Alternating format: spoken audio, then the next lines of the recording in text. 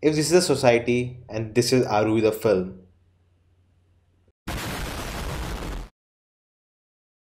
Hello guys, I'm Nona Prince and today we'll be talking about the Tamil film Aruvi, written and acted by Arun Prabu Purushothaman, starring Aditi Balan, Anjali Vardhan, Lakshmi Gopal Swamy and many others, and mostly debutant actors. This film is a satire at its best. It tackles dark themes and issues in such a light-hearted manner. The colors are popping out, it's so saturated. The cinematography is so lively. The editing by Raymond Derek Rasta. It had so much rhythm, it was music to my eyes, and it was so unusual that it could have gone horribly wrong, but it didn't. From the start of the film itself, you know that it will be a different film because we are looking at the story from a female perspective, which is very rare. And over that, it is a flawed female character, which is so refreshing. We are tired of watching Sarvagun Sampan women in our films. We need real life representation on screen. And the whole film in itself is very unorthodox. You can call it an experiment film, but we always have to remember, to do experiment, you should know how things work. You need to understand filmmaking to do such experiments. And the director proves himself that he does. I love the way the music is used in this film. Even the sound of the ringtone is seamed very well into the background music.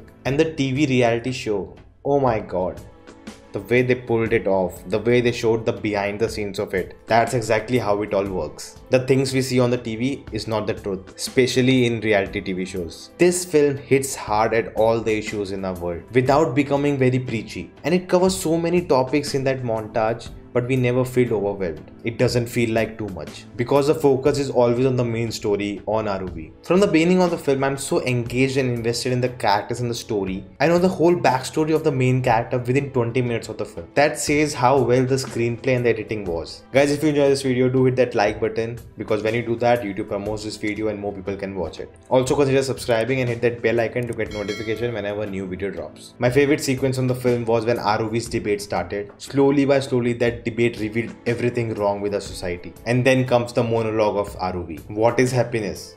According to us and according to the society, it's very different things. And then came that twist. I could never predict that. Even I was thinking that all the three men were innocent. But the moment that twist came and we see their expressions, it tells you what really happened. And see the cleverness in the editing. We never saw what really happened in the backstory. They were hiding it from us. Cutting away from the scene without completing it was intentional. Using tools like editing to make the narrative and storytelling interesting. And then what followed was just craziness. That scene when she asked one of her abuser to tell her when was the last time he cried. That scene was done so well. The performances in that scene was so good. Just through the dialogue, through the performance, you could imagine everything he was talking about.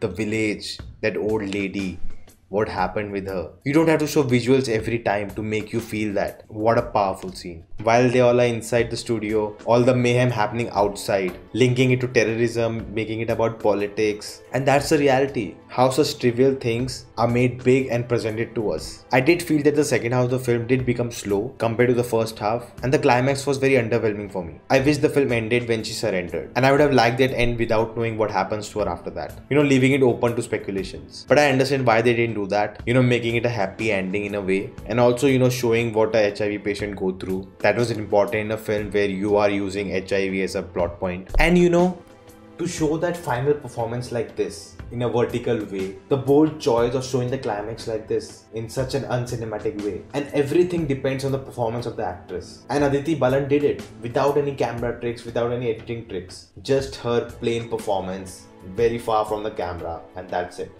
And in this film, everything which is talked about in the beginning comes back.